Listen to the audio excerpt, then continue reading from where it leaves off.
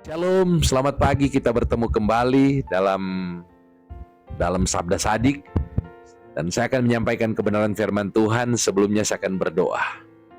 Roh Kudus, pimpinlah hambamu agar hambamu akan menyampaikan kebenaran firman Tuhan yang kiranya dapat menjadi makanan rohani bagi jiwa kami yang mendengarkannya.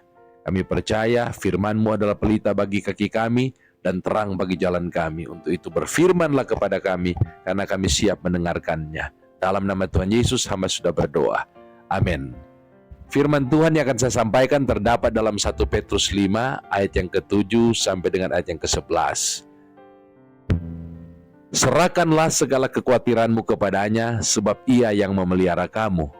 Sadarlah dan berjaga-jagalah, lawanmu si iblis berjalan keliling sama seperti singa yang mengaum-ngaum dan mencari orang yang dapat ditelannya. Lawanlah dia dengan iman yang teguh, sebab kamu tahu bahwa semua saudaramu di seluruh dunia menanggung penderitaan yang sama. Dan Allah sumber segala kasih karunia yang telah memanggil kamu dalam Kristus kepada kemuliaannya yang kekal, akan melengkapi, meneguhkan, menguatkan, dan mengokohkan kamu sesudah kamu menderita seketika lamanya. Ialah yang empunya kuasa sampai selama-lamanya. Amin. Rasul Petrus mengingatkan kepada kita bahwa kita tidak boleh menyimpan kekhawatiran, tetapi harus menyerahkan kekhawatiran itu kepada Allah. Itu tema kebenaran firman Tuhan pada pagi hari ini. Jangan menyimpan kekhawatiran, tetapi serahkan itu kepada Allah. Mengapa kita tidak boleh khawatir? Mengapa kita harus menyerahkan segala kekhawatiran kita kepada Allah?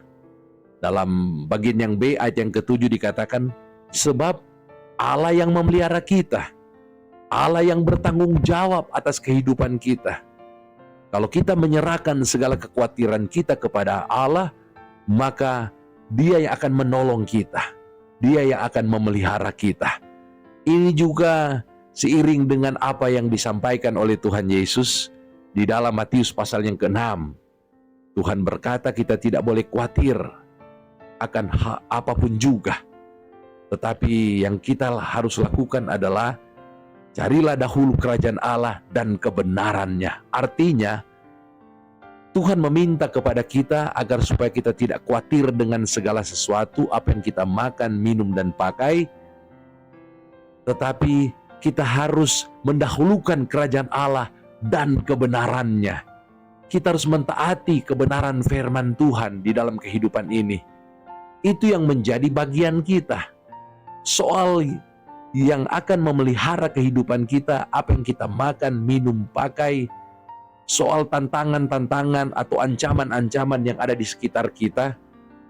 Ayat yang ke-8 berkata, iblis berjalan berkeliling. Artinya tantangan itu akan ada dalam kehidupan kita setiap hari. Karena iblis masih berjalan berkeliling. Seperti singa yang mengaum-ngaum mencari orang yang dapat ditelannya.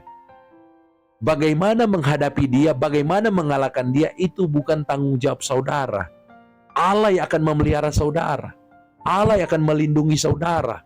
Allah yang akan mengalahkan dia. Tugas kita, bagian kita adalah kita menyerahkan itu kepada Allah.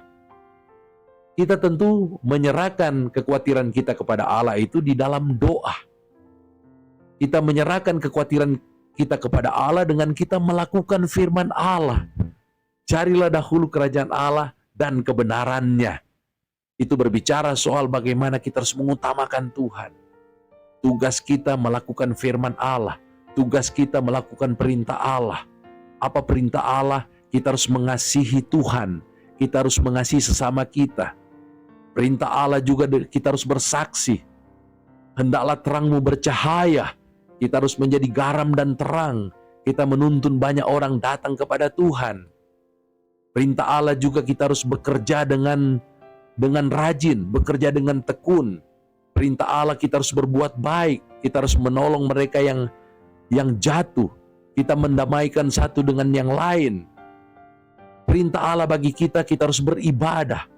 Perintah Allah bagi kita harus membaca firman Allah dan melakukan firman Allah. Perintah Allah bagi kita juga kita harus berdoa.